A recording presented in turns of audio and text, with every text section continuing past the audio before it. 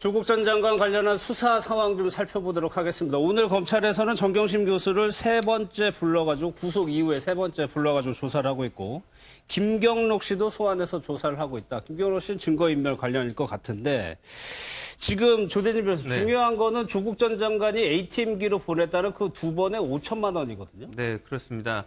지금 뭐 최초 5천만 원은 이제 이미 보도가 된 바고요. 예. 그리고 두 번째로 이제 5천만 원이 추가로 지금 이체됐다고 지금 알려지고 있거든요. 청와대 인근의 ATM기에서 여러 번 쪼갠 상태로 지금 입금이 됐다고 지금 알려지고 있습니다.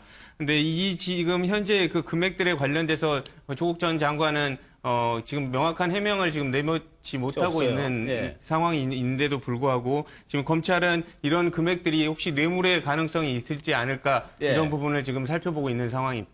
말씀하신 대로 지금 정경심 교수 측에서 구체적인 해명이 없기 때문에 기존의 해명에 기초를 해가지고 저희가 얘기를 할 수밖에 없는 상황인데 이게 자개체표이 5천만 원이 나갔다고 하는 날 그 날이 조금 의미심장한 날들이거든요. 그렇죠. 2018년 1월 말이었습니다. 예. 그런데 이 5천만 원이 이체되고 난 이후에 WFM이라는 2차 전지회사에서는 호재성, 예. 그러니까 시장에 좋은 공시를 두 개나 하게 됩니다. 그러면 당연히 주식의 가치가 장외에 있더라도 매우 오를 수밖에 없겠죠.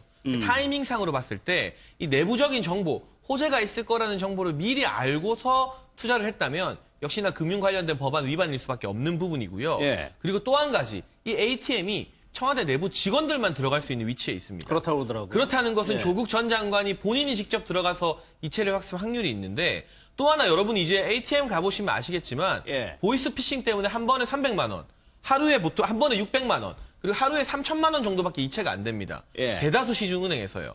5천만 원을 한 번에 이체했다면 미리 은행에 연락을 해서 내가 이체할 것이다라는 사전 고지를 해야 된다고 합니다. 5천만 원을 이체한 것을 보게 되면 예. 그러한 절차가 있었을 것으로 추측이 되는데 그렇다면 아무리 배우자라 할지라도 굳이 은행에 연락해서 5천만 원까지 한도를 상향해서 보냈다면 이 돈 왜 필요한 것이냐? 어디에 쓰는 것이냐? 물어본다는 게 상식적인 의문 아니겠습니까? 따라서 조국 전 장관이 정경심 교수의 WFM 투자나 코링크피 주식을 취득하는 것을 알고서 보냈을 가능성이 예. 현재까지의 정황으로 보면 상당히 높아지고 있다. 이렇게 예. 말씀을 드려야겠습니다. 일단 그 보냈다는 ATM기가 청와대 근처에 있기 때문에 누군가 뭐 정경심 교수라든가 다른 사람이 보낼 가능성은 일단 낮아지는 것 같은데 그러니까 상식적으로 생각을 해보면 5천만 원이랑 거금을 ATM기로 통해서 보내면 본인이 왜 보내는지는 알지 않았을까라는 추측을 할 수 있거든요. 그렇죠. 당연히 알았기 때문에 뭐 사실 어떤 시간대에 보냈는지는 모르겠지만은 네. 어쨌든 청와대랑은 직장이기 때문에 근무 시간대에 가까운 시간대일 가능성도 있고요.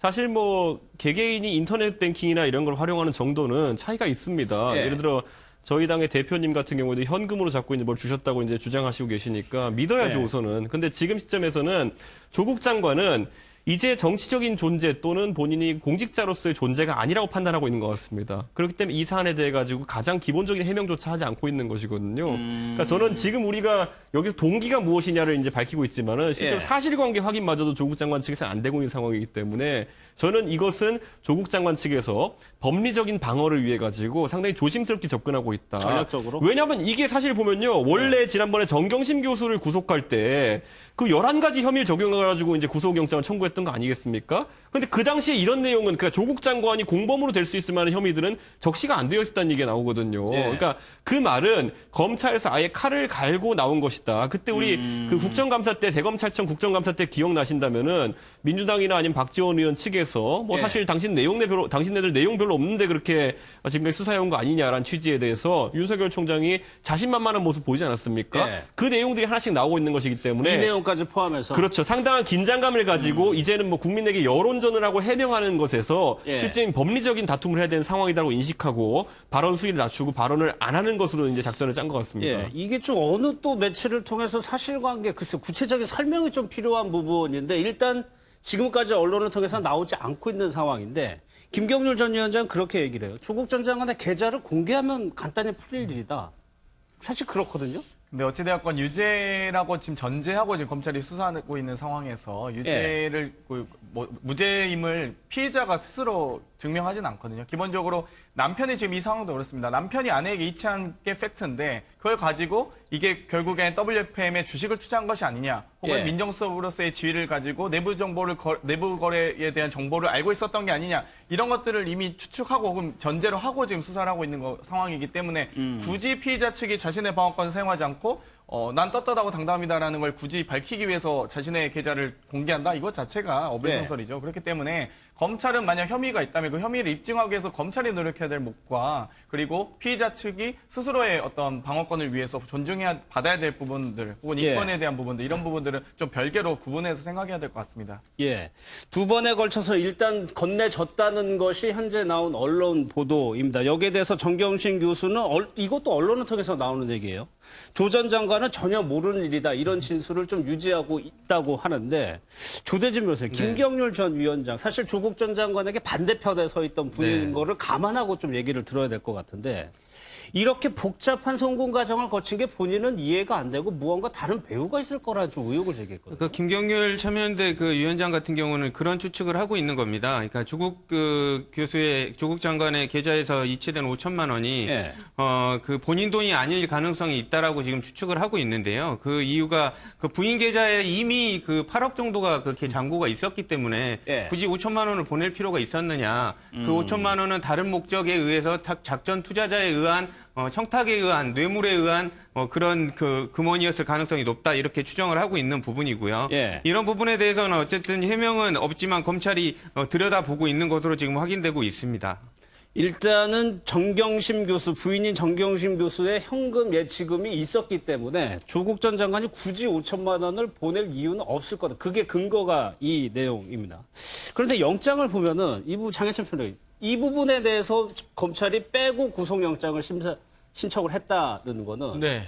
결국엔 조국 전 장관을 노리겠다는 얘기죠. 전략적 포석이다, 이런 네. 해석이 나오고 있는데, 정경심 교수에 대한 구속영장 기재 내용을 보면 공직자윤리법 위반이나 자본시장법 관련해서 조국 전 장관이 직접 겨냥되는 부분은 빠져 있습니다. 네. 두 가지 해석이 가능해요. 첫 번째는 지금 구속영장 심사가 굉장히 치열할 것으로 예상되지 않았습니까? 결국 검찰 입장에서는 확실하게 정경심 교수의 구속을 증명시킬 수 있는, 구속 필요성을 인정시킬 수 있는 부분만 혐의로 담았다. 예. 혹시 조국 전 장관 관련해서는 아직까지 소환 조사도 이루어지지 않은 상태에서 섣불리 영장에 기재했다가 검찰의 나머지 수사에 대한 신빙성도 재판부로부터 의심받게 될 경우 정경심 교수 구속조차 원활하지 않을 수 있잖아요. 그런 부분 때문에 정경심 교수에게 철저히 집중했다, 이렇게 보는 것이고요. 예. 두 번째로는 역시 연관성이 있습니다만 조국 전 장관 수사할 마음을 이 수사 과정에서 검찰이 좀 가지고 있었던 것 같아요. 예. 그렇기 때문에 조사나 소환 조사 이런 것들을 거쳐서 보다 확실한 증거와 진술들을 확보한 다음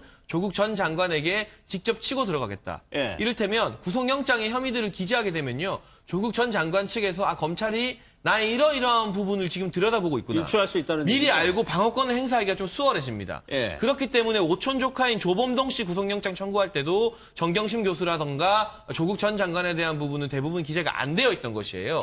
검찰의 이번 수사를 바라보는 일관된 전략, 결국 예. 조국 전 장관도 확실하게 증거를 확보하겠다, 그런 의지의 일환으로 읽힙니다. 예.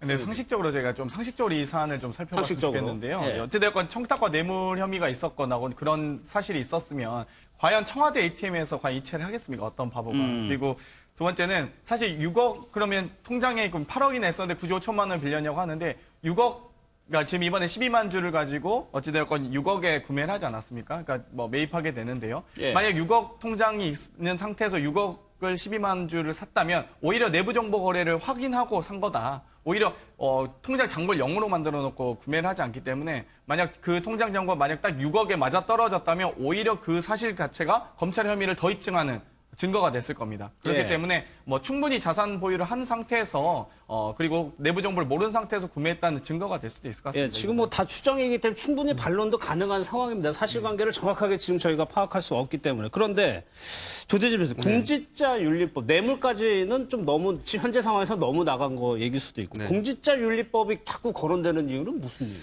이제 공직자윤리법에 관련돼서는 지금 조국 장관이 그 정경심 교수가 했던 그 일들을 예. 어느 정도 정도까지 인지했느냐에 관련된 부분에 관련되어 있다고 보여집니다. 그래서 정경심 교수가 그 WFM이라든지 그 여러 가지 그 표창장 위조 관련된 부분에 있어서 했던 사실관계를 조국 장관이 인지를 하고 있었다면 공직자윤리법에 위반이 될 수 있는데 알고 있었다면. 예. 근데 그 인지에 관련된 부분을 얼마만큼 검찰이 그 직접적인 증거 자료를 갖고 있느냐에 관련된 부분이 지금 핵심일 거라고 그렇겠죠. 보여집니다. 예. 근데 지금까지는 지금 패를 보여주지 않고 있거든요. 그래서 앞으로 공소장이라든지 조국 장관의 수사와 소환에 있어서 소환을 했을 때 그런 부분에 대한 진짜 검찰이 가지고 있는 칼날이 드러날 것으로 보입니다. 저는 지금- 근데 정경심 교수가 이제 지금 소환에 가장 자주 응하게 되는 그런 사람인데 정경심 교수와의 관계가 틀어진 이인이 있습니다. 그게 누구냐면 조범동 씨랑 그리고 그 김경록 차장이거든요. 이 둘 같은 경우에는 언론을 통해서든 아니면 여러 경로를 통해 가지고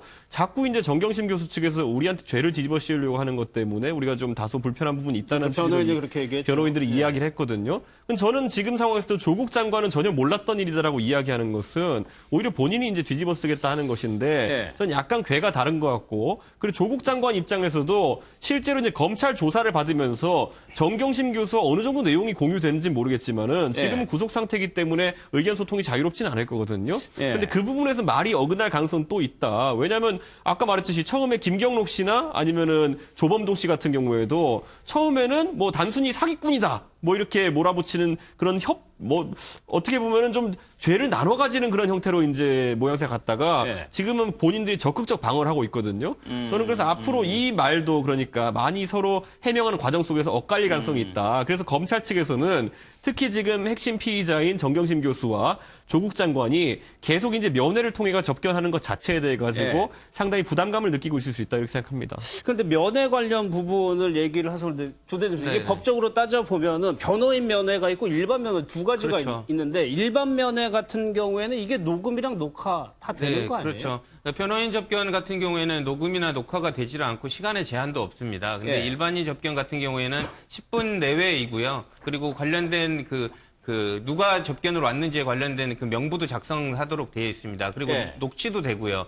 그렇기 때문에 더더군다나 정경심 교수 같은 경우에는 조국 교수와 조국 전 장관과 지금 여러 가지 한 반 정도가 지금 공범 관계에 있다라고 지금 추정이 되고 있지 않습니까? 그렇기 때문에 그 면접을 불허할 수도 있음에도 불구하고 가족이란 이유로 허가를 해준 부분이 있지 않나 그렇게 여겨집니다. 저는 근데 여기서 이제 국정농단 수사 때도 비슷한 일들이 있었는데 그때도 보면 공범 관계나 아니면 여러 뭐 그런 관계에 얽혀 있었잖아요. 근데 각자 처음 하는 협력적인 관계로 진술을 하다가 본인에게 형량이나 아니면 구형이 세게 나올 것 같다는 인식이 드는 순간부터 찢어지게 되는 서로 거죠. 찢어지게 되는 상황이거든요. 지금 정경심 교수가 떠넘기는 것은 본인의 형량이나 본인이 책임져야 될 부분을 줄이는 의미일 테고 남편인 조국 전 장관에 대해 가지고는 그는 모르는 일이다라고 한 것은 본인이 어느 정도 책임을 더 껴안겠다는 이야기인데 이 분할이라는 것이 다 같이 모여가지고 이렇게 하자고 합의된 부분이 아니기 때문에 앞으로 이런 검찰의 강도 높은 수사나 이런 거로 인해 가지고 흐트러지는 순간부터 각자 간의 진술이 엇갈릴 가능성이 있다 봅니다. 그게 검찰의 수사 전략이겠죠. 죄수의 그렇겠죠, 딜레마를 최대한 활용하는 방법.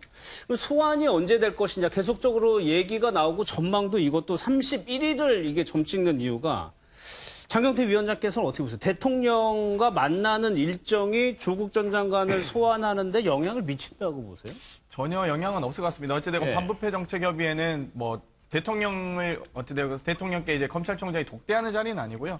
그 자리에 국세청장, 뭐 행안부 장관, 또 경찰청장 등 관계장관, 수장들이 다 모이는 자리거든요. 그렇기 때문에 공개적 회의이기도 하고 벌써 4차례에 걸쳐서 이루어졌던 협의회입니다. 그렇기 때문에 뭐 절대 이 수사와는 별로 별개로 이루어질 것 같고요. 한편으로는 이 검찰이 그러면 이 날짜를 자신의 수장이 청와대 들어가는 날을 잡아서 만약 소환할 것인가 이 부분은 굳이 그 수사팀에서 그렇게 뭐 약간 언론에 미끼를 주듯이 굳이 이슈를 만들지는 않을 것 같습니다. 장현찬 평론가께서는 어떻게 전망하세요? 글쎄요, 두 가지 관측 다 일리가 있는 것 같은데요. 어쨌든 31일에 반부패 정책협의회 조국 전 장관 일가에 대한 수사가 진행되고 문재인 대통령과 윤석열 총장이 처음으로 마주하는 자리입니다. 검찰 입장에서는 좀 부담스러울 수밖에 없을 텐데 그 이전에 조국 전 장관을 소환하게 되면 문재인 대통령과 마주할 때 윤석열 총장이 느낄 그 정무적 부담감 역시 고려를 할 수밖에 없을 것 같고 따라서 검찰 관계자가 뭐 확인된 사실은 아닙니다만 일부 언론과의 어떤 비공개 전제로 한 인터뷰 해준 내용을 보게 된다면 이 31일 이후에 소환을 할 가능성이 훨씬 더 높은 것 같다. 그게 윤 총장이 대통령을 만났을 때 덜 부담스럽다. 그렇죠. 그리고 예. 지금까지 검찰이 조국 전 장관 일가 수사한 걸 보면요. 항상 언론이 예측했던 시기보다 소환도 조금 늦었고요.